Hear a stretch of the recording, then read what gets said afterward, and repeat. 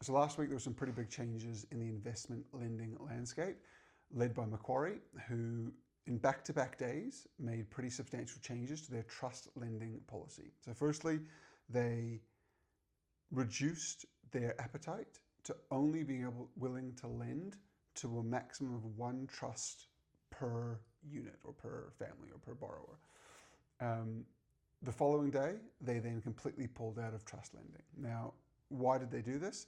Macquarie had a relatively well-known loophole where effectively, if you were borrowing, if you had lending through a trust, Macquarie could effectively ignore that lending and obviously the repayments associated with that, as long as you self-declared that that entity could meet its own repayments.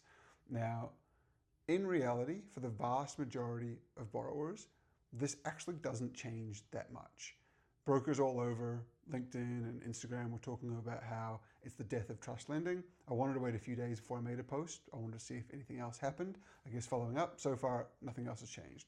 One bank has pulled out of trust lending, and it's a bank that unfortunately was probably being used more than it should be to effectively unlock this limitless borrowing hack, which really was only relevant to a few players, the vast majority of which didn't need that specific policy because they could potentially get something similar through other banks or could structure lending in a different way to keep maximizing their borrowing capacity. So in summary, Macquarie have pulled out of trust lending.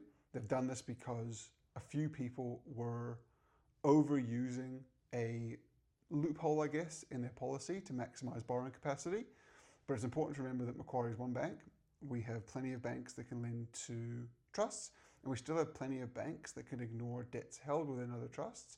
And so while it shows the dangers of, I guess, over promotion in borrowing hacks, because one of the reasons Macquarie flagged that they pulled out of this lending was that people on social media were overly promoting this ability to sort of game the system.